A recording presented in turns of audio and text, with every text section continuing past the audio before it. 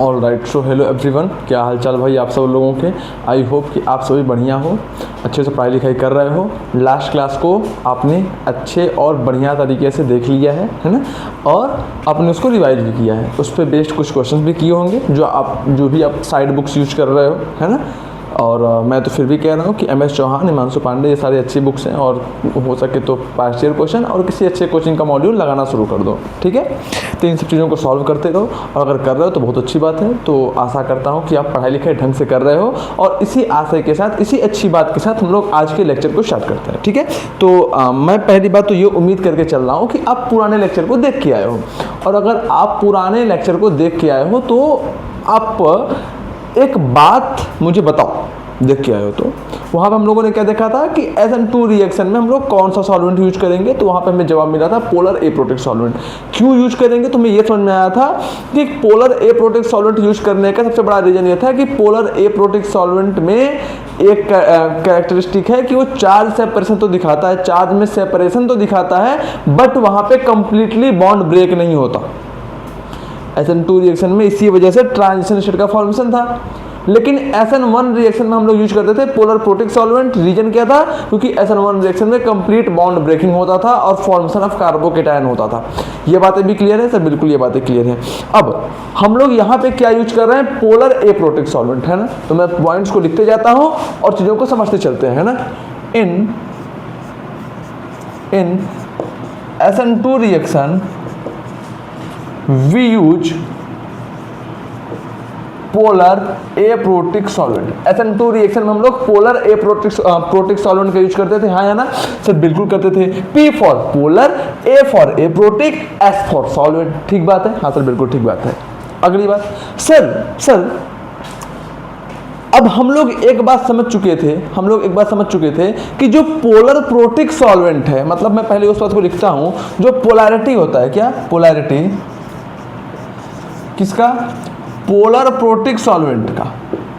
Polar protic solvent का जो polarity होगा बेटा, वो हमेशा पोलर एप्रोटिक सॉल्वेंट से अधिक होगा, है कि नहीं? हाँ सर बिल्कुल ठीक बात है, बिल्कुल ठीक बात है सर। लेकिन सर एक बात आप मुझे बताओ, क्या हमारे पास जो पोलर एप्रोटिक सॉल्वेंट होंगे उन सबकी पोलैरिटी सेम होगी? मैं बोलूंगा नहीं सर। पोलर एप्रोटिक सॉल्वेंट में भी तो ऐसे सॉल्वेंट हो सकते हैं जिनमें किसी का पोलैरिटी कम हो, किसी का पोलैरिटी ज्यादा हो। हमारे पास पोलर एप्रोटिक सॉल्वेंट है, ठीक बात है, कोई दिक्कत की बात नहीं है। लेकिन उन पोलर एप्रोटिक सॉल्वेंट में भी कुछ ऐसे सॉल्वेंट तो हो सकते हैं ना जिनकी पोलैरिटी ज्यादा हो और जिनकी पोलैरिटी कम हो। मैं बोलूंगा बिल्कुल हो सकते हैं। तो बच्चा बोलेगा कि सर तो हमें कैसे पता चलेगा कि हाई पोलैरिटी वाला पोलर एप्रोटिक सॉल्वेंट यूज करना है कि लो पोलैरिटी वाला पोलर एप्रोटिक सॉल्वेंट यूज करना है? बेटा वो मैं बताऊंगा, उनके कुछ कंडीशन सिखाऊंगा। ठीक सर बिल्कुल ठीक बात है, बिल्कुल ठीक बात है। तो आप ये बात तो समझ चुके हो कि पीपीएस जो होता है, पीपीएस का हमारा जो डाइलेक्ट्रिक कांस्टेंट होता है, इसका जो हमारा डाइलेक्ट्रिक कांस्टेंट होता है वो भी क्या होता है? ज्यादा होता है as compared to dielectric constant of polar aprotic solvent. ठीक है, हाँ सर। इस वजह से यहाँ पे क्या हो जाता है? यहाँ पे होता है कंप्लीट बॉन्ड ब्रेकिंग।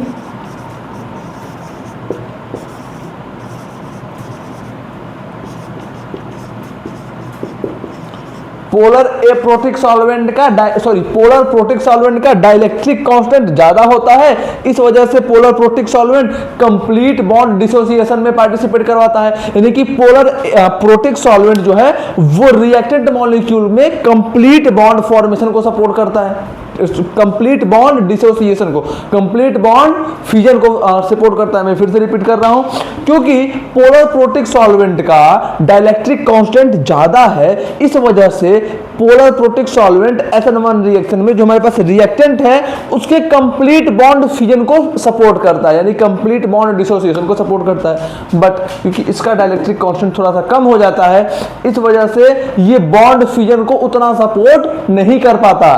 तो पोलर एप्रोटिक सॉल्वेंट किस चीज को सबसे अधिक सपोर्ट करता है?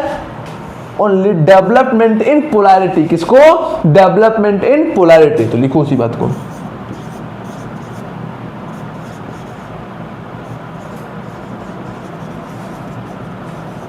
डेवलपमेंट इन पोलैरिटी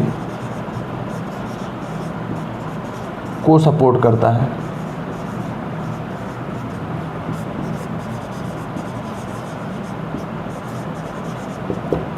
क्या ये बात क्लियर हुआ? क्या ये बात क्लियर हुआ सर? बिल्कुल क्लियर हुआ। इन सारी बातों को आप पढ़ा रखे हो, ठीक है, ठीक है। तो अब बच्चा बोलेगा कि सर आप पॉइंट पे आओ ना कि हम लोग कब कौन सा सॉल्वेंट यूज करेंगे, यानी कि polar aprotic solvent of high polarity कब यूज करेंगे, polar aprotic solvent of low polarity कब यूज करेंगे, या हमेशा एक ही यूज करेंगे सॉल्वेंट। तो बेटा अब उसके लिए एक पॉइंट लिखो, अब उसके लिए एक पॉइंट लिखो, depending upon the nature of depending upon the nature of nucleophile, nucleophile को बेटा एंड यू से रिप्रेजेंट करता हूं ना, and leaving group polar aprotic solvent of different polarity of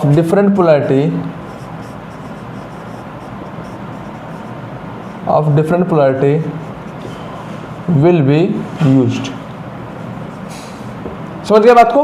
समझ गए बात को? तो मैं क्या बोल रहा हूं कि न्यूक्लियोफाइल और लिविंग ग्रुप, मतलब जब भी हम लोग SN2 रिएक्शन करवाएंगे तो हमारे पास एक न्यूक्लियोफाइल होगा, हाँ सर, और रिएक्शन जब कंप्लीट होगा तो हमारे पास एक लिविंग ग्रुप भी आ जाएगा। ये बात भी सही है? बिल्कुल सही है सर। यानी कि न्यूक्लियोफाइल का नेचर क्या है, लिविंग ग्रुप का नेचर क्या है, इस बात पे ये डिपेंड करेगा कि हम लोग polar aprotic solvent of high polarity लेंगे कि polar aprotic solvent of low polarity लेंगे। क्या ये बातें क्लियर है? क्या ये बातें क्लियर है? क्या इन बातों को आप अच्छे समझ पाए हो? अगर समझ गए हो तो जल्दी से आप इन सारी पॉइंट्स को लिख लो, फिर हम लोग आगे को मूव करते हैं। जल्दी लिखो बेटा।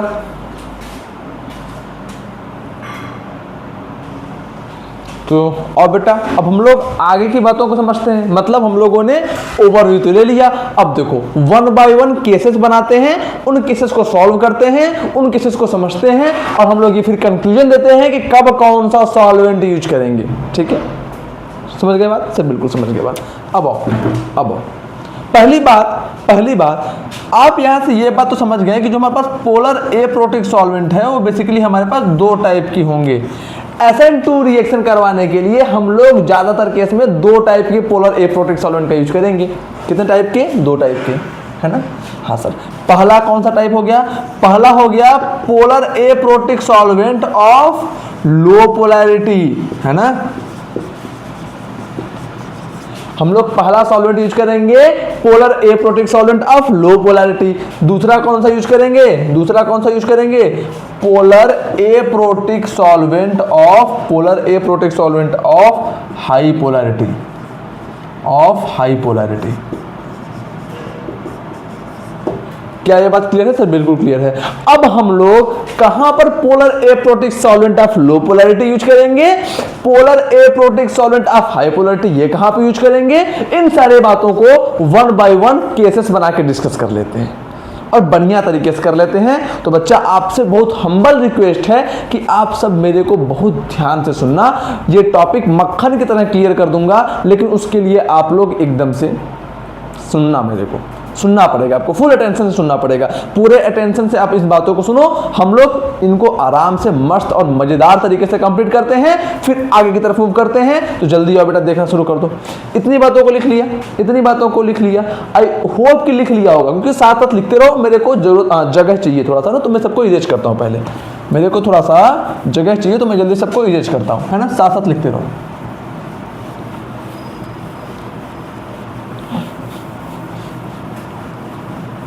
अब केस 1 बनाते हैं हम लोग। सबसे पहले केस 1 बनाते हैं। हम लोगों ने ये चीज तो देख लिया कि न्यूक्लियोफाइल का नेचर क्या है और लिविंग ग्रुप का नेचर क्या है। इसी बात पर डिपेंड करेगा कि हम लोग पोलर एप्रोटिक सॉल्वेंट लो पोलैरिटी का लेंगे कि हाई पोलैरिटी का लेंगे। सबसे पहला केस लेते हैं। पहला केस क्या है?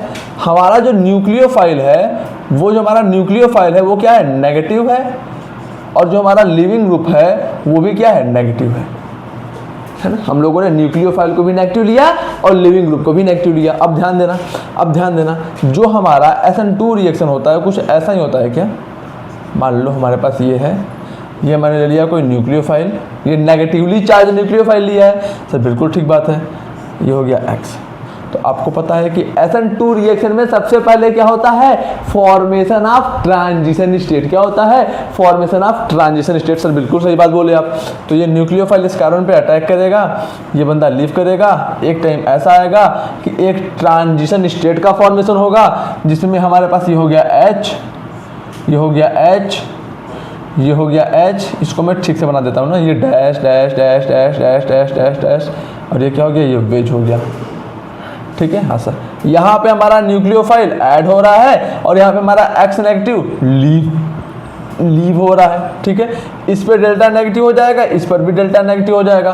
क्यों होगा, कैसे होगा, ये सारी बातों को मैं ऑलरेडी पढ़ा चुका हूँ, तो अभी बताने का कोई मतलब नहीं है। ये हो गया हमारा ट्रांजिशन स्टेट। उसके बाद क्या होगा, उसके बाद फर्दर ये हो जाएगा कि हमारा इससे इस तरह से न्यूक्लियोफाइल पूरी तरह अटैच हो जाएगा कार्बन से। कुछ समय बाद न्यूक्लियोफाइल पूरी तरह से कार्बन से अटैच हो जाएगा और हमारा leaving group X negative leave कर जाएगा। ये X नेगेटिव क्या हो गया बेटा, ये हो गया हमारा लिविंग ग्रुप Lg। ठीक है, हाँ सर, हाँ सर। अब पहला इसमें क्या करते हैं हम लोग, इफ पॉइंट लिखना, if we use the polar aprotic solvent of high polarity. अब हम लोग 1 बाय 1 करके चेक करेंगे ना कि यहाँ पे polar aprotic solvent of high polarity लें कि polar aprotic solvent of low polarity लें, यही तो चेक करेंगे, यही ना चेक करेंगे सर, बिल्कुल यही चेक करोगे। तो अब मुझे बताओ कि अगर हम लोग पोलर एप्रोटिक सॉल्वेंट ले लें ऑफ हाई पोलैरिटी, अगर हाई पोलैरिटी के पोलर एप्रोटिक सॉल्वेंट को लेते हैं तो क्या होगा, आओ देखते हैं, और देखते हैं। देखो हमारे पास जो न्यूक्लियोफाइल है, हमारे पास जो न्यूक्लियोफाइल है, ये क्या है, ये है नेगेटिवली चार्ज। क्या है, ये क्या है, नेगेटिवली चार्ज है ना, पहली बात। दूसरी बात, न्यूक्लियोफाइल क्या है, स्मॉल अनायन। न्यूक्लियोफाइल क्या है, लार्ज अनायन की स्मॉल अनायन। तो अब बोलोगे कि जो हमारा न्यूक्लियोफाइल है वो क्या है, वो स्मॉल अनायन। ठीक बात है, ठीक बात है सर, बिल्कुल ठीक बात है। अब आओ यहाँ पे आते हैं। हमारा ये जो बेटा ट्रांजिशन स्टेट है, हमारा ये जो ट्रांजिशन स्टेट है, ये भी क्या है, ये भी क्या है, ये भी है हमारा नेगेटिवली चार्ज, है ना। सर आपको कैसे पता नेगेटिवली चार्ज है, ये बेटा साफ साफ दिख नहीं रहा, साफ साफ आपको दिख तो रहा है कि हाँ सर ये भी तो है हमारा नेगेटिवली चार्ज। लेकिन ये जो हमारा ट्रांजिशन स्टेट है बेटा, ये क्या है, लार्ज एनायन। ये क्या है, लार्ज एनायन। क्या है बेटा, लार्ज एनायन। ठीक बात है, हाँ सर बिल्कुल ठीक बात है। अगेन X नेगेटिव क्या है, ये भी है हमारा नेगेटिव, और ये क्या है, ये हमारा स्मॉल एनायन, ये भी क्या है, हमारा स्मॉल एनायन। ठीक बात है सर, बिल्कुल ठीक बात है। अब ध्यान दो, अब ध्यान दो, मैंने आपको एक कॉन्सेप्ट पढ़ा रखा है, मैंने आपको एक कॉन्सेप्ट पढ़ा रखा है। अगर नहीं पढ़ाया है तो यहां पे देख लो। जो बेटा सॉल्वेशन होता है, solvation, solvents occur good in solution occur good in small anion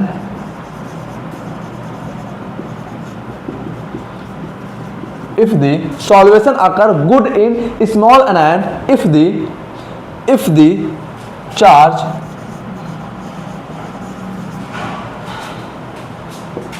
is nearly same, है ना। यानी कि हमारे पास एक लार्ज एनायन है, हमारे पास एक स्मॉल एनायन है। अगर लार्ज एनायन और स्मॉल एनायन दोनों का चार्ज आपस में लगभग बराबर है, उस केस में सॉल्वेशन जो है वो स्मॉल एनायन में ज्यादा अच्छा होगा as compared to large anion. ठीक बात है सर, बिल्कुल ठीक बात है, इसमें कोई दिक्कत की बात नहीं है। आपने समझा दिया, बढ़िया तरीके से समझा दिया। अगली बात देखो बालक, अगली बात देखो मेरे बच्चे, क्या है अगली बात, अगली बात जो बेटा सॉल्वेशन होता है ना, वो क्या करता है, प्रोवाइड स्टेबिलिटी। क्या करता है, प्रोवाइड स्टेबिलिटी।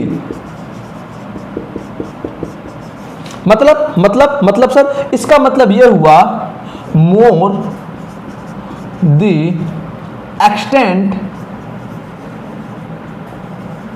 ऑफ सॉल्वेशन,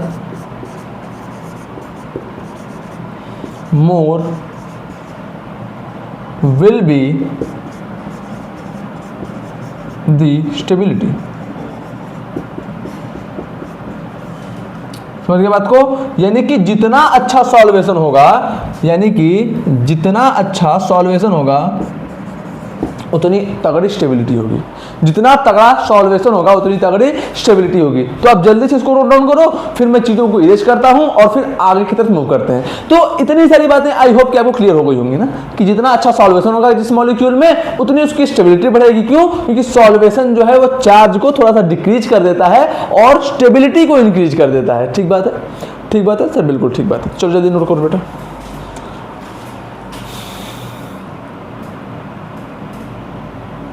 ठीक है बेटा, तो आओ अब आगे को देखते हैं। यानी कि हम लोग ये समझ लिए कि जितना अच्छा सॉल्वेशन होगा, जितना अच्छा सॉल्वेशन होगा उतनी अधिक स्टेबिलिटी मिलेगी। ठीक, अब हम लोगों ने डिसाइड क्या किया था कि यहाँ पर हम लोग पहले polar aprotic solvent of high polarity लेते हैं। क्या लेते हैं?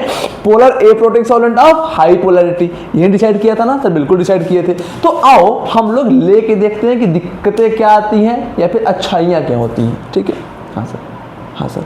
यानी कि हम लोगों ने लिया polar aprotic solvent of high polarity, of high polarity. आओ समझो बात को, समझो बात को।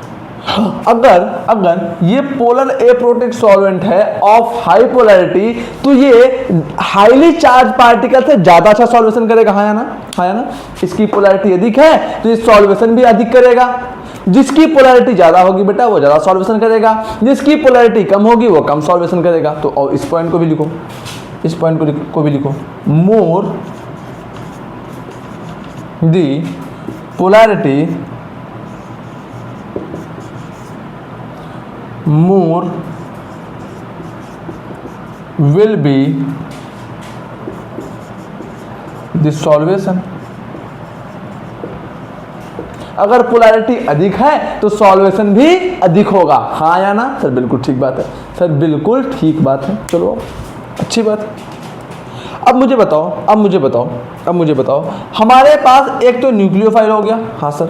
हमारे पास एक तो ट्रांजिशन स्टेट हो गया। हाँ सर। हमारे पास एक तो लिविंग ग्रुप हो गया। हमारे पास एक तो लिविंग ग्रुप हो गया, ये एक्स नेगेटिव है ना, ये हमारा लिविंग ग्रुप हो गया।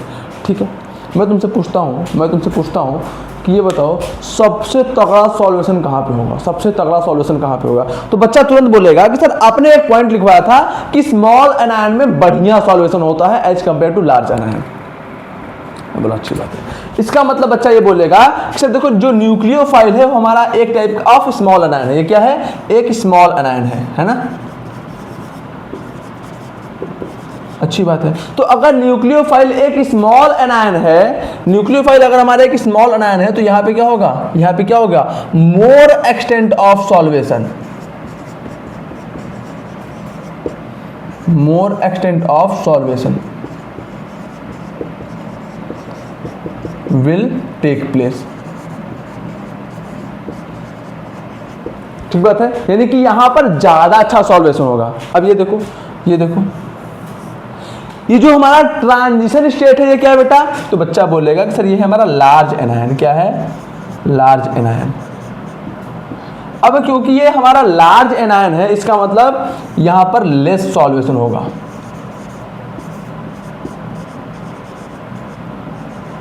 यहां पर सॉल्वेशन क्या होगा? कम होगा। अब आओ इस पे। सर ये भी क्या है? ये भी है हमारा स्मॉल एनायन।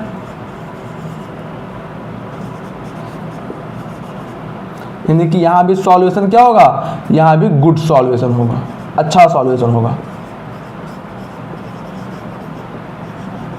अब आओ बात को समझो। अब सिंपल सी बात ये है कि न्यूक्लियोफाइल जो है वो स्मॉल एनायन है। हाँ सर। और इस पे अच्छा खासा चार्ज भी है। हाँ सर। इसका मतलब इसका सॉल्वेशन बहुत ही तगड़े लेवल पे होगा। हाँ या ना?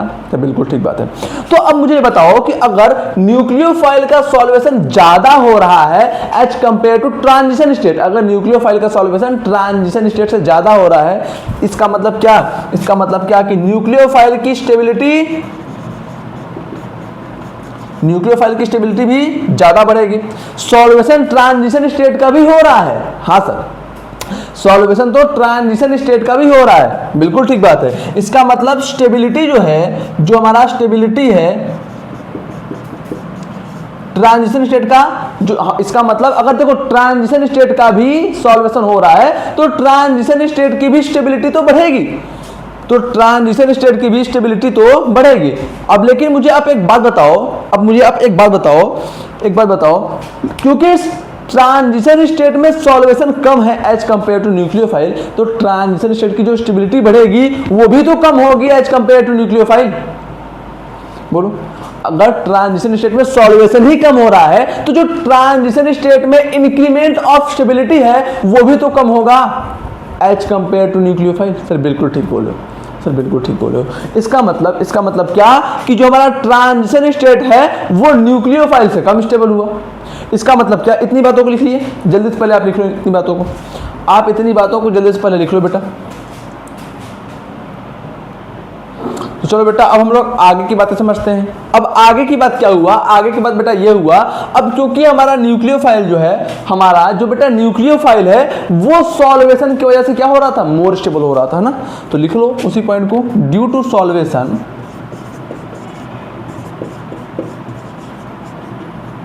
ड्यू टू सॉल्वेशन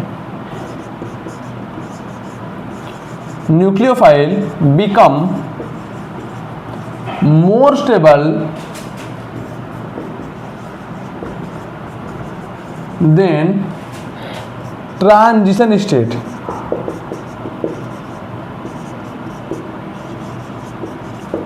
है ना, then transition state।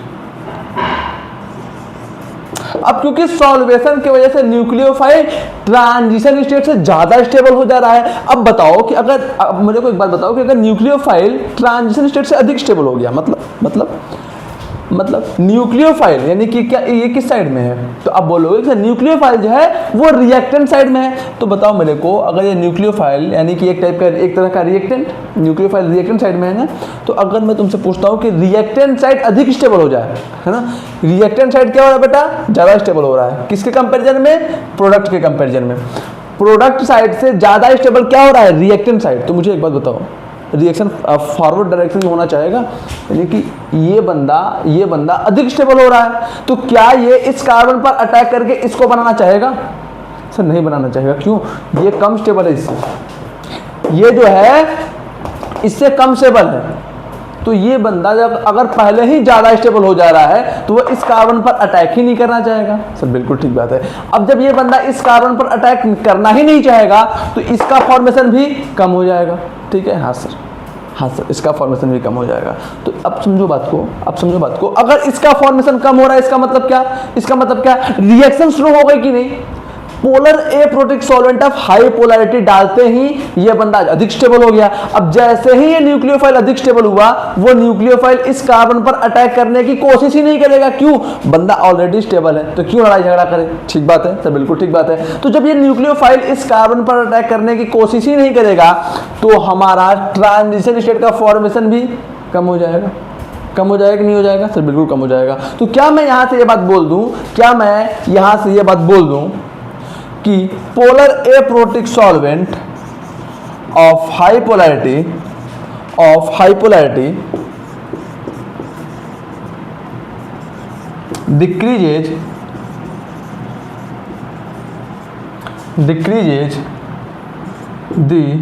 decreases the rate of reaction, है ना, या फिर स्लो डाउन द रिएक्शन। क्यों, अरे बेटा ये बंदा इस पे जितना अधिक अटैक करेगा उतना रेट ऑफ रिएक्शन फास्ट होगा, और ये इस पे जितना कम अटैक करेगा उतना रेट ऑफ रिएक्शन स्लो होगा। यही तो पढ़ा था कि रेट ऑफ रिएक्शन इस बात पे डिपेंड करता है कि कितना जल्दी कार्बोकेटायन फॉर्म हो जाए एथेनॉल में। दूसरा किस बात पे डिपेंड करता है कि कितना जल्दी ट्रांजिशन स्टेट फॉर्म हो जाए। तो ट्रांजिशन स्टेट कितना जल्दी फॉर्म होगा वो सिर्फ और सिर्फ इस बात पे डिपेंड करेगा कि न्यूक्लियोफाइल कितना फास्टली अटैक कर रहा है कार्बन पर। हाँ सर, समझ गया। तो अब यहाँ से आप बात ये समझ चुके हो, कि सर हम लोग polar A protic solvent of high polarity तो यूज नहीं करेंगे, ठीक है। तो यही बात हम लोग लिखते हैं, hence we should not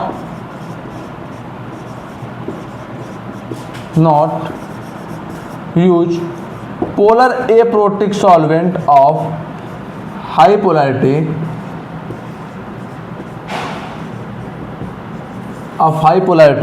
when nucleophile is negative and when nucleophile is negative and living group is also negative, living group also negative। समझ में आया? यानी कि लिविंग ग्रुप नेगेटिव हो और न्यूक्लियोफाइल नेगेटिव हो, उस केस में हम लोग पोलर एप्रोटिक सॉल्वेंट का तो यूज नहीं करेंगे। Polar aprotic solvent of high polarity, इसका यूज नहीं करेंगे। तो सर यूज क्या करेंगे? यूज क्या करेंगे? Polar aprotic solvent of low polarity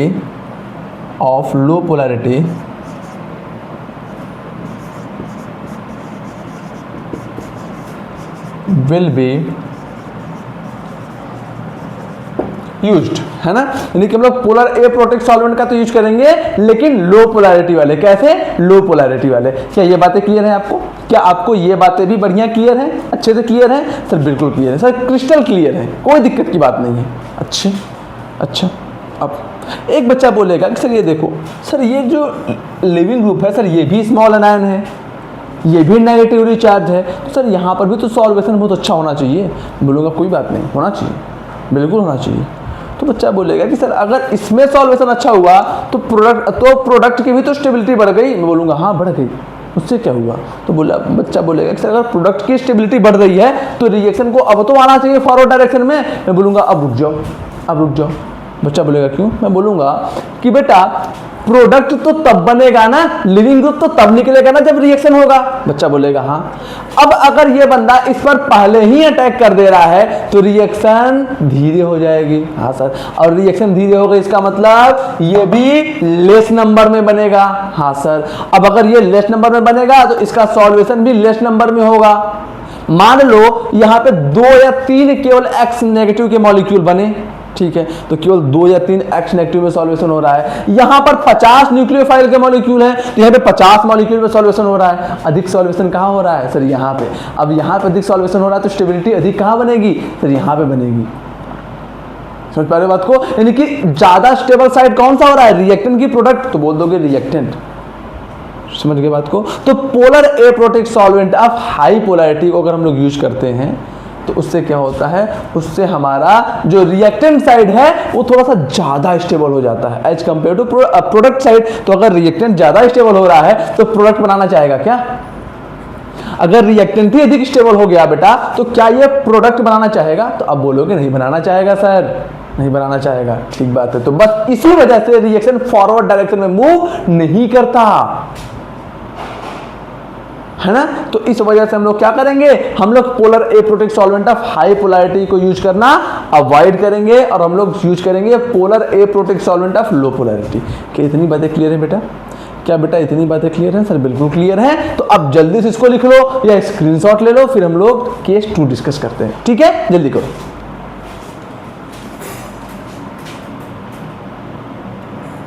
तो चलो बेटा अब हम लोग केस 2 डिस्कस करते हैं ना। केस 1 हम लोग समझ लिया था। केस 1 में हम लोगों ने समझ लिया था कि अगर न्यूक्लियोफाइल भी नेगेटिवली चार्ज हो जाए और लिविंग ग्रुप भी नेगेटिवली चार्ज हो जाए, उस केस में हम लोग कौन सा सॉल्वेंट यूज करेंगे। अब वो केस 2 देखते हैं, है ना? केस 2 देखते हैं। सर सेकेंड केस क्या है? हमारा जो न्यूक्लियोफाइल है बेटा वो क्या हो गया? न्यूट्रल हो गया। हमारा जो न्यूक्लियोफाइल है वो तो हो गया न्यूट्रल, लेकिन अभी भी जो हमारा लिविंग ग्रुप है वो क्या है? लिविंग ग्रुप है वो क्या है? नेगेटिवली चार्ज है। वो क्या है? Negatively charge. ठीक बात है? हाँ सर बिल्कुल ठीक बात है। आओ समझते हैं। इस केस में अब हम लोग polar aprotic solvent of high polarity लेंगे कि लो पोलैरिटी? आओ समझ लेते हैं बेटा, ध्यान समझ लेते हैं। मान लो हमारा ये न्यूक्लियोफाइल है, हमारा ये जो न्यूक्लियोफाइल है वो क्या है? न्यूट्रल है। चलो मान लिया क्या है? ये न्यूट्रल है। ठीक है, ये मैंने कर दिया H H H। इसको मैं थोड़ा सा अलग बना देता हूँ ना पहले,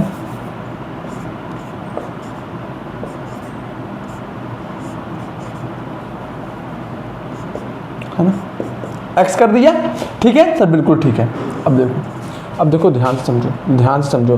ये न्यूक्लियोफाइल है, यानी कि न्यूक्लियोफाइल क्या करता है? इलेक्ट्रॉन पेयर को डोनेट करता है, इलेक्ट्रॉन पेयर को रिएक्शन में पार्टिसिपेट करता है ना। हाँ सर बिल्कुल। तो न्यूक्लियोफाइल अपने इलेक्ट्रॉन पेयर को, अपने लोन पेयर को इस कार्बन पर अटैक करवाएगा और ये लीव करेगा। अब ये क्या है, न्यूट्रल है। सबसे पहले तो होगा हमारा फॉर्मेशन ऑफ ट्रांजिशन स्टेट। क्या होगा, फॉर्मेशन ऑफ ट्रांजिशन स्टेट होगा, हाँ या ना। अब क्योंकि न्यूक्लियोफाइल अपने पास से इलेक्ट्रॉन को दे रहा है तो इस पे आएगा डेल्टा पॉजिटिव चार्ज। ठीक बात है सर, बिल्कुल ठीक बात है। और ये हो गया कार्बन, ये H, ये हो गया H और ये भी हो गया हमारा H। और क्योंकि कार्बन से हाइड्रोजन दूर जा रहा है, यानी कि कार्बन और हाइड्रोजन के बीच में जो बॉन्ड था उस बॉन्ड के दोनों इलेक्ट्रॉन को हाइड्रोजन अपने ऊपर लेते हुए दूर जा रहा है, तो इस हाइड्रोजन पे आ जाएगा डेल्टा नेगेटिव चार्ज। इस पे क्या आ जाएगा, डेल्टा नेगेटिव चार्ज। ठीक बात है, हाँ सर बिल्कुल ठीक बात है। और एक टाइम ऐसा आएगा कि स्ट्रक्चर कुछ हमारा ऐसा हो जाएगा, H H H, यहाँ पे हमारा न्यूक्लियोफाइल अटैच हो गया और यहाँ पे हमारा X negative as a leaving group release हो गया, X negative as a leaving group release हो गया और न्यूक्लियोफाइल पे एक पॉजिटिव चार्ज क्रिएट हो जाएगा। क्यों क्रिएट हो जाएगा, क्योंकि न्यूक्लियोफाइल अपने इलेक्ट्रॉन पेयर को दिया है प्रोडक्ट बनाने के लिए, प्रोडक्ट को बनाने के लिए। ठीक बात है सर, बिल्कुल ठीक बात है। अब समझो, अगर यहाँ पे हम लोग पोलर एप्रोटिक सॉल्वेंट लेते हैं ऑफ हाई पोलैरिटी, तो उस केस में क्या होगा, उस केस में बेटा सिंपल सी बात ये होगी, उस केस में सिंपल सी बात ये होगी कि हमें दिख रहा है कि सर हमारा जो प्रोडक्ट साइड है वो चार्ज है। प्रोडक्ट साइड क्या है, चार्ज है ना। यानी कि मैंने आपको एक बात बताया था कि अगर चार्ज बॉडी है, अगर चार्ज मैटर है, अगर चार्ज सब्सटेंस है तो वहां पर सॉल्वेशन ज्यादा होगा एज कंपेयर टू न्यूट्रल। सोच पा रहे बात को, यानी कि चार्ज वाले पार्ट में सॉल्वेशन ज्यादा अच्छा होता है एज कंपेयर टू न्यूट्रल। तो यहाँ पे मैं क्या बोलूंगा, जो हमारे पास ट्रांजिशन स्टेट है, जो हमारे पास ट्रांजिशन स्टेट है, यहाँ पे क्या होगा, मोर सॉल्वेशन। और अगर यहाँ पे बेटा सॉल्वेशन ज्यादा होगा, इसका मतलब यहाँ पे स्टेबिलिटी भी ज्यादा होगी, हाँ या ना। अगर यहाँ पे सॉल्वेशन ज्यादा है तो स्टेबिलिटी भी ज्यादा होगी। और बेटा अगर स्टेबिलिटी ज्यादा है, इसका मतलब अगर ट्रांजिशन स्टेट की स्टेबिलिटी ज्यादा है, इसका मतलब कि रेट ऑफ रिएक्शन भी क्या हो जाएगा, फास्टर हो जाएगा, हाँ या ना। सर बिल्कुल सही बात है। अगर ये बंदा ज्यादा स्टेबल है तो रिएक्शन खट यहाँ पे आने की कोशिश करेगा कि नहीं करेगा।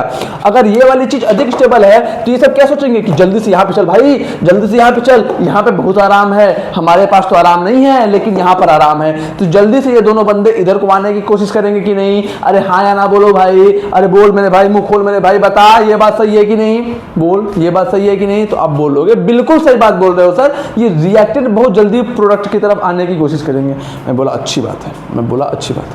देखिए रेट ऑफ रिएक्शन क्या हो गया, फास्टर हो गया। रेट ऑफ रिएक्शन क्या हो गया, फास्टर हो गया। अब अगली बात देखो, अगली बात देखो, अगर बेटा रेट ऑफ रिएक्शन फास्टर हो गया, इसका मतलब क्या, इसका मतलब क्या,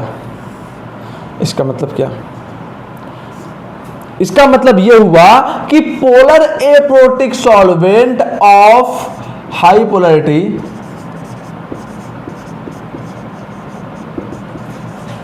इज फेवरेबल हियर।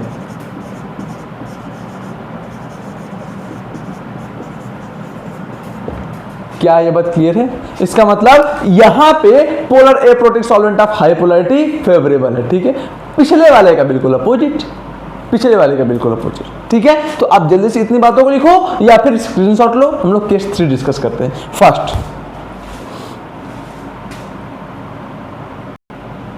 तो चलो बेटा हम लोग केस 3 डिस्कस करते हैं। क्या है केस 3? कि अगर हमारा न्यूक्लियोफाइल न्यूट्रल हो जाए और हमारा लिविंग ग्रुप भी न्यूट्रल हो जाए, न्यूक्लियोफाइल भी न्यूट्रल, लिविंग ग्रुप भी न्यूट्रल, इस केस में बताओ कौन सा सॉल्वेंट यूज करेंगे, कैसा सॉल्वेंट यूज करेंगे, हाई पोलैरिटी की लो पोलैरिटी। चलो आओ समझते हैं, चलो आओ समझते हैं। अब ध्यान देना सर, आपने यहाँ पे लिविंग ग्रुप को पॉजिटिव क्यों लिया है? मैं बोलता हूँ आओ समझो।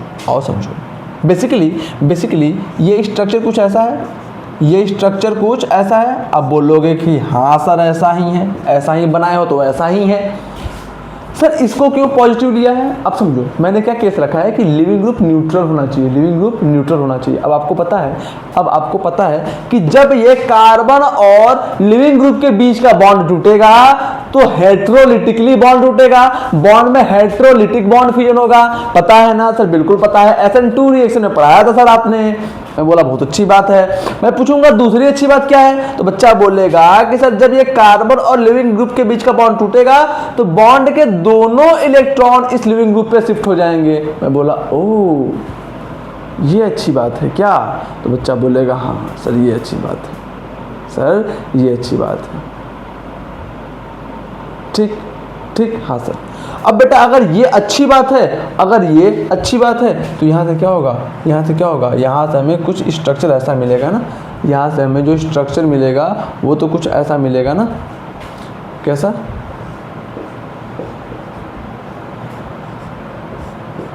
कुल मिला जुला के यहाँ से जो अब लिविंग ग्रुप निकलेगा बेटा वो तो न्यूट्रल हो जाएगा ना। अगर ये बॉन्ड इस तरह से टूट रहा है कि बॉन्ड के इलेक्ट्रॉन अच्छा इस पर 2 पॉजिटिव कर लो, ठीक है, इस पर 2 पॉजिटिव कर लो, है ना। 1 सेकेंड रुकना है बेटा। हाँ यानी कि एक जाएगा तो न्यूट्रल हो जाएगा ये, ठीक। चलो इस पर 2 पॉजिटिव कर लो, इस पर 2 पॉजिटिव कर लो, ठीक है,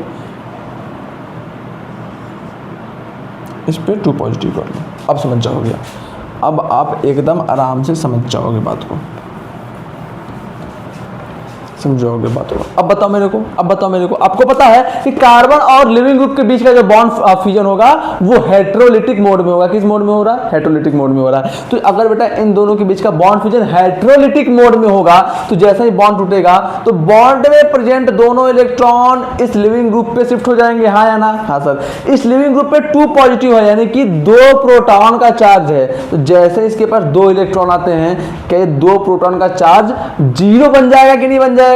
बताओ। इसके पास अभी 2 प्रोटॉन का एक्स्ट्रा चार्ज है, जैसे ही 2 इलेक्ट्रॉन आए तो बंदा न्यूट्रल हो गया कि नहीं हो गया? हाँ सर बिल्कुल हो गया। इस वजह से मैंने इसको 2 पॉजिटिव लिया है, इस वजह से मैंने इसको 2 पॉजिटिव लिया है। क्या इतनी बातें क्लियर हैं? क्या इतनी बातें क्लियर हैं? सर बिल्कुल क्लियर है। समझ पा रहे हो इस बातों को? सर बिल्कुल समझ पा रहे हैं। तो चलो आओ आगे समझते हैं, आओ आगे समझते हैं। अब देखो, अब ध्यान देना बेटा, अब आप ध्यान देना।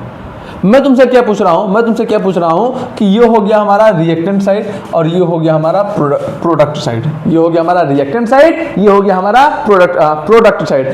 प्रोडक्ट साइड में बेटा क्या है? Partial positive charge. यहाँ पे क्या है? Partial positive charge. देख रहे हैं ना, ट्रांजिशन स्टेट में पार्शियल पॉजिटिव चार्ज है। तो यहाँ पे क्या है? Partial positive charge. इधर वो क्या है बेटा? इधर वो क्या है? तो अब बोलोगे, इधर को अब बोलोगे सर यहाँ पर कंप्लीट पॉजिटिव चार्ज है। रिएक्टेंट में जो ये वाला बंदा है यहाँ पर क्या है? Complete positive charge.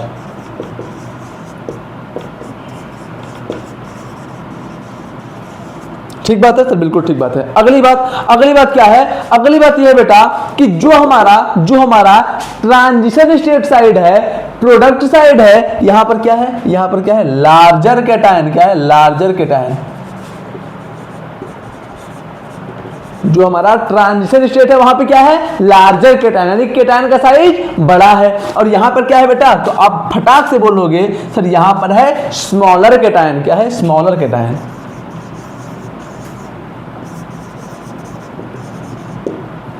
अच्छी बात है, बहुत अच्छी बात है। अच्छा, तो अब बच्चा बोलेगा कि सर अब चुप हो जाओ, बताने की कोई जरूरत नहीं। मैं बोलूंगा क्यों? तो बच्चा बोलेगा कि सर देखो यहां पर कैटायन छोटा है, हाँ, और यहां पर चार्ज भी ज्यादा है। मैं बोला हाँ, इसका मतलब ये हुआ सर, इसका मतलब ये हुआ कि जो रिएक्टेंट है, जो हमारा रिएक्टेंट है, रिएक्टेंट में क्या होगा? ज्यादा सॉल्वेशन होगा। तो रिएक्टेंट में क्या होगा? मोर सॉल्वेशन। रिएक्टेंट में क्या होगा बेटा? मोर सॉल्वेशन। और अगर रिएक्टेंट में सॉल्वेशन ज्यादा होगा इसका मतलब जो हमारा रिएक्टेंट है वो मोर स्टेबल हो जाएगा। क्या हो जाएगा? मोर स्टेबल हो जाएगा। और बेटा अगर रिएक्टेंट मोर स्टेबल हो गया इसका मतलब जो हमारा रेट ऑफ रिएक्शन है, इसका मतलब जो हमारा रेट ऑफ रिएक्शन है वो क्या कर जाएगा? डिक्रीज कर जाएगा। अब बेटा अगर रेट ऑफ रिएक्शन डिक्रीज कर गया तो प्रोडक्ट तो नहीं बनेगा ना, या फिर रेट ऑफ रिएक्शन के डिक्रीज करते ही rate of formation of product ये भी तो कम हो जाएगा। Amount of formation of product ये भी तो कम हो जाएगा। क्यों? अरे बट भाई अगर ये बंदा ऑलरेडी स्टेबल है, ये रिएक्टेंट वाला बंदा ऑलरेडी स्टेबल है, तो क्या ये यहां से इधर को आना चाहेगा? सर नहीं आना चाहेगा, सर नहीं आना चाहेगा। तो उसी बात को मैं आगे को बताता हूं कि रेट ऑफ रिएक्शन डिक्रीजेज। और अगर बेटा रेट ऑफ रिएक्शन डिक्रीज कर जा रहा है, कब डिक्रीज कर रहा है? डिक्रीज कब? When polar aprotic solvent of high polarity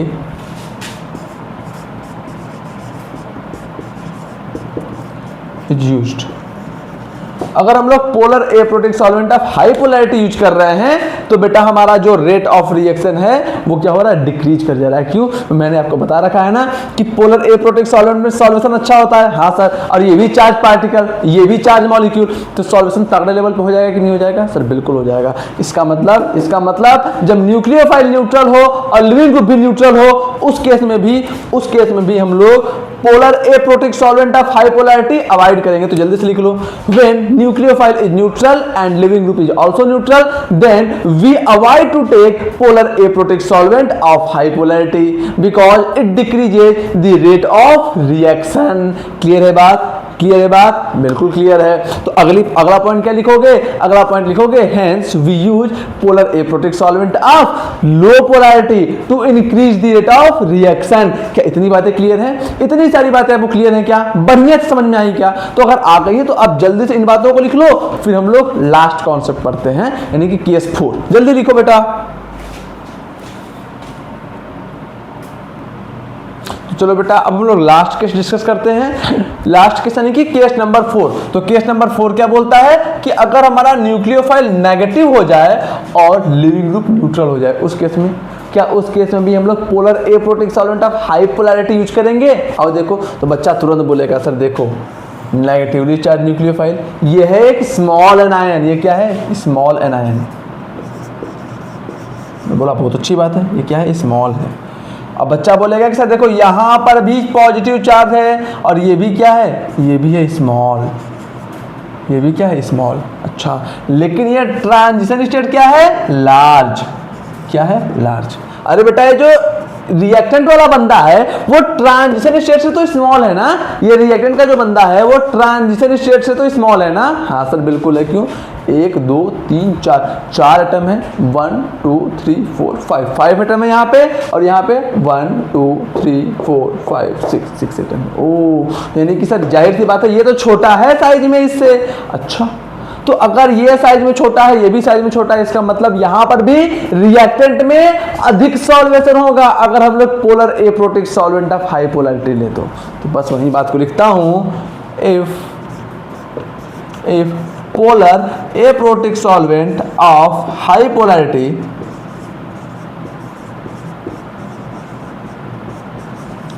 polarity is used,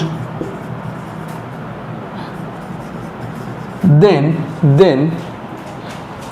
solvation in reactant side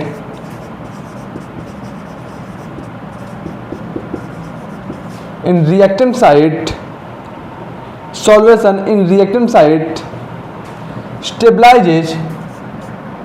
अच्छा, solution in reactant side occur up to greater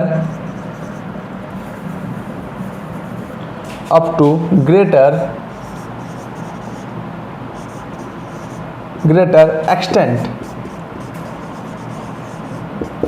है ना। यानी कि ज्यादा अच्छा सॉल्यूशन कहां हो जाएगा? रिएक्टेंट साइड में। और अगर रिएक्टेंट साइड में ज्यादा अच्छा सॉल्यूशन हो रहा है, इसका मतलब क्या? इसका मतलब ये हुआ कि रिएक्टेंट बिकम मोर स्टेबल। इसका मतलब रिएक्टेंट बिकम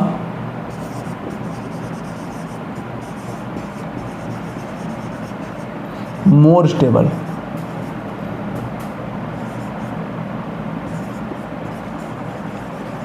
अब बेटा अगर रिएक्टेंट ज्यादा स्टेबल है, अगर रिएक्टेंट ज्यादा स्टेबल बन रहा है, इसका मतलब इसका मतलब ये हुआ सर कि जो रेट ऑफ रिएक्शन है, जो रेट ऑफ रिएक्शन है वो क्या हो जाएगा, वो डिक्रीज कर जाएगा। वो क्या कर जाएगा, डिक्रीज कर जाएगा। अब बेटा अगर रेट ऑफ रिएक्शन डिक्रीज कर रहा है तो अब इतनी पॉइंट्स को लिख लो, उसके बाद लिखना हेंस। इतने पॉइंट को लिख लिया, अब लिखना hence we should not use polar aprotic solvent of high polarity. क्या लिखोगे, we should not use polar aprotic solvent of high polarity. लिख लिया, लिख लिया। रीजन क्या है, because reactant side become more stable on using polar aprotic solvent of high polarity. ठीक है, इतनी बातें भी लिख लिया सर, बिल्कुल लिख लिया। तो अगला पॉइंट क्या लिखोगे, therefore we should use polar aprotic solvent of low polarity. ठीक बात है, ठीक बात है। तो आपको क्या केस 4 भी समझ में आया। जल्दी से आप इन सारी बातों को लिख लो, फिर हम लोग क्राउन ईथर को पढ़ते हैं, उसके बाद चैप्टर तो नहीं, उसके बाद आज की क्लास को कंप्लीट करते हैं। जल्दी लिखो बेटा, जल्दी लिख लो।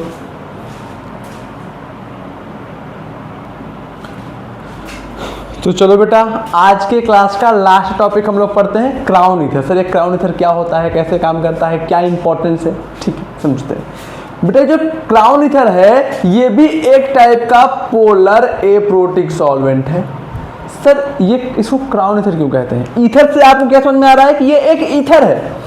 ईथर से आपको क्या समझ में आ रहा है कि एक ईथर है। क्राउन ईथर क्यों कहते हैं, अगर ईथर हमारा एक रिंग लाइक स्ट्रक्चर में होता है तो उसको हम लोग बोलेंगे क्राउन ईथर। क्या बोल देते हैं, क्राउन ईथर। ठीक है, अब जैसे देखो जो हमको सबसे कॉमन क्राउन ईथर पढ़ना है हमारे सिलेबस में, उसका नाम क्या है, 18 क्राउन 6। इसका मतलब समझते हैं।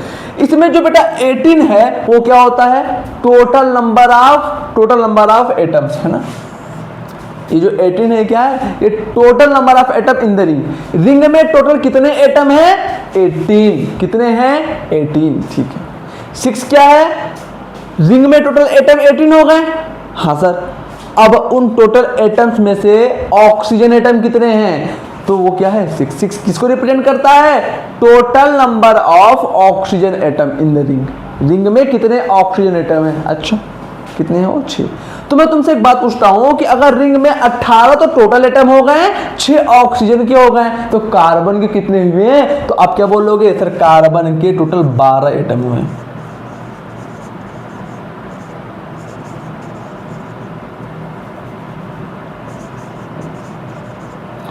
क्या ये बात क्लियर हुआ, हाँ सर। मान लो यहां पे 18 क्राउन 6 ना लिखा होता, यहां लिख देता 20 क्राउन 7 या फिर 20 क्राउन 8। मान लो तुमको एक क्वेश्चन दिया, क्वेश्चन में उसने लिख दिया 20 क्राउन 8। इसका मतलब क्या, सर ईथर है, क्राउन ईथर मतलब रिंग लाइक स्ट्रक्चर में है। 20 क्राउन 8 का मतलब क्या हुआ, इसका मतलब total number of atom 20। Total number of atom कितने हो गए, 20 हो गए। अच्छा मैं पूछता हूं कि total number of oxygen atom कितने हो गए, तो आप बोलोगे 8 हो गए। कितने हो गए, 8 हो गए। अब मैं तुमसे पूछूंगा कि बताओ total number of carbon atom कितने हुए, तो तुम क्या बोलोगे, सर 20 - 8 = 6 यानी इक्वल टू 12, यानी कि total number of carbon atom 12 हो गए। तो क्या क्राउन ईथर के नाम से आप ये पकड़ दोगे कि टोटल नंबर ऑफ ऑक्सीजन कितना है, कार्बन कितना है और टोटल एटम कितना है। समझ गए बात को, समझ गए बात को सर, बिल्कुल समझ गए सर, बिल्कुल समझ गए। तो एक बात आप ध्यान देना, priority of solvent for SN2 reaction. SN2 reaction के लिए सॉल्वेंट की क्या प्रियोरिटी होती है, तो सबसे अच्छा SN2 रिएक्शन शो करता है डाइमिथाइल सल्फोक्साइड, पढ़ा चुका हूं। उसके बाद डाइमिथाइल फॉर्मामाइड, इसको भी बता चुका हूं, इसको भी पढ़ा चुका हूं। और आज की क्लास में हम लोग क्या पढ़ लेंगे, क्राउन ईथर। क्या पढ़ लेंगे, क्राउन ईथर। ठीक है, हाँ सर, अब समझो, अब समझो सर क्राउन ईथर कैसे इंपॉर्टेंट है, कैसे स्पेशल है, क्या हेल्प करता है, क्या मस्त काम करता है। आओ समझते हैं बेटा, क्या मस्त काम करता है। मस्त काम क्या करता है, आओ समझते हैं। सबसे पहली बात, मान लो हमारे पास SN2 रिएक्शन करवाने के लिए जो रिएजेंट है, SN2 रिएक्शन को करवाने के लिए जो रिएजेंट है हमारे पास, वो क्या है, KCl। ठीक बात है सर, बिल्कुल ठीक बात है। तो आपको पता है कि ये एक टाइप का आयोनिक कंपाउंड है, हाँ सर पता है। इसका मतलब जो Cn वाला पार्ट है इस पे होगा नेगेटिव चार्ज और पोटेशियम वाले पार्ट पे हो गया पॉजिटिव चार्ज। ठीक बात है सर, बिल्कुल ठीक बात है। लेकिन ये अभी किस फॉर्म में है? आयन के फॉर्म में। ये किस फॉर्म में? आयन के फॉर्म में है। अब अगर SN2 रिएक्शन करवाने के लिए हमने ये रिएजेंट लिया है, तो हम क्या चाहेंगे कि जो CN है वह एक न्यूक्लियोफाइल की तरह एक्ट करे, एक स्ट्रॉन्ग न्यूक्लियोफाइल की तरह एक्ट करे। क्यों? क्योंकि हमें पता है कि नेगेटिव चार्ज वाले न्यूक्लियोफाइल स्ट्रॉन्ग न्यूक्लियोफाइल होते हैं। हाँ सही बात है। तो हम लोग क्या चाहेंगे कि जो CN है वह एक स्ट्रॉन्ग न्यूक्लियोफाइल की तरह एक्ट करे। अच्छी बात है। ये CN स्ट्रॉन्ग न्यूक्लियोफाइल की तरह एक्ट कब करेगा? जब ये CN क्या होगा? फ्री टू मूव होगा। जब ये CN फ्री टू मूव होगा तब तो ज्यादा जल्दी अटैक करेगा, तब तो ज्यादा अच्छे से स्ट्रॉन्ग न्यूक्लियोफाइल की तरह एक्ट करेगा। हाँ सर बिल्कुल सही बात है, बिल्कुल सही बात है सर, समझ में आ रहा है बात। तो अब समझो अब सर ये फ्री टू मूव कैसे होगा? ये फ्री टू मूव कैसे होगा बेटा? ऐसे होगा। मैंने इसमें क्या डाल दिया? 18 क्राउन 6। इससे क्या होगा सर? इससे क्या होगा? अब समझो 18 क्राउन 6 यही है ना? हाँ सर बिल्कुल यही है। तो बेटा जितने भी ऑक्सीजन एटम है यहाँ पे, उन सभी ऑक्सीजन एटम पे डेल्टा नेगेटिव चार्ज आएगा कि नहीं आएगा? आप लोग ये बताओ। इन सभी ऑक्सीजन एटम पे डेल्टा नेगेटिव चार्ज आएगा कि नहीं आएगा? तो आप बोलोगे सर बिल्कुल आएगा, क्योंकि ऑक्सीजन अधिक इलेक्ट्रोनेगेटिव है, पूरे पीरियोडिक टेबल का सेकंड मोस्ट इलेक्ट्रोनेगेटिव एलिमेंट है। तो यहाँ पे प्रेजेंट सभी ऑक्सीजन एटम पे डेल्टा नेगेटिव चार्ज आ जाएगा। मैं बोला बहुत अच्छी बात है। अब देखो मैंने इस रिएजेंट को क्राउन ईथर में डाल दिया। सॉल्वेंट क्या लिया? Crown ether. इस रिएजेंट को मैंने इस सॉल्वेंट में डाल दिया। अब ये सॉल्वेंट क्या करेगा? ये जो K पॉजिटिव है ना, ये जो KCN में K पॉजिटिव है, इसके साथ करेगा सॉल्वेशन। इसके साथ क्या कर लेगा? सॉल्वेशन कर लेगा। सॉल्वेशन कर लेगा। और जैसे ही क्राउन ईथर इस K पॉजिटिव से सॉल्वेशन किया, ये जो CN नेगेटिव है, ये जो हमारे पास CN नेगेटिव है, ये क्या हो जाएगा? ये हो जाएगा फ्री टू मूव। क्या हो जाएगा? Free to move. अब ये जैसे बेटा फ्री टू मूव हुआ, ये एक स्ट्रॉन्ग न्यूक्लियोफाइल की तरह एक्ट करेगा कि नहीं? बताओ बेटा बात को। हाँ सर ये स्ट्रॉन्ग न्यूक्लियोफाइल की तरह एक्ट करना शुरू कर देगा। ये एक स्ट्रॉन्ग न्यूक्लियोफाइल की तरह एक्ट करना शुरू कर देगा। ठीक बात है। तो क्राउन ईथर क्या है? इसका रोल क्या है? ये कैसे स्पेशल है? ये कैसे SN2 रिएक्शन को इंक्रीज करता है? ये सारी बातें आप समझ गए क्या? ठीक है, देख लो बेटा एक बार। सारी बातें अच्छी थी, आसान थी, आरामदेह थी, बढ़िया से समझने वाली थी, बिना किसी पैनिक के। तो लिख लो आप एक बार आप इसको जल्दी से लिख लो। आई होप कि आपको आज की क्लास बढ़िया तरीके से समझ में आई होगी, आपने बढ़िया एंजॉय किया होगा। तो इसी के साथ आज के लेक्चर को कंप्लीट करते हैं और नेक्स्ट लेक्चर की तैयारी करते हैं। नेक्स्ट लेक्चर हम लोग क्या पढ़ेंगे? नेक्स्ट लेक्चर हम लोग पढ़ेंगे थोड़ा सा ambident nucleophile and reagent for SN2 reaction, SN1 reaction. इन दोनों चीज़ों को ख़त्म कर लेंगे। फिर क्या पढ़ेंगे? एलिमिनेशन रिएक्शन, यानी कि कल की ही क्लास में या फिर नेक्स्ट क्लास में एलिमिनेशन रिएक्शन स्टार्ट हो जाएगा हमारा। ठीक बात है, अच्छी बात है। हाँ सर बिल्कुल अच्छी बात है। तो इसी अच्छी बात के साथ आज की क्लास को हम लोग कंप्लीट करते हैं। आई होप कि आप सबने आज के क्लास को बहुत बढ़िया तरीके से एंजॉय किया होगा। तो उसी तरीके से एंजॉय करते रहो, पढ़ते रहो, मन लगा के खूब आगे बढ़ते रहो। All the very best.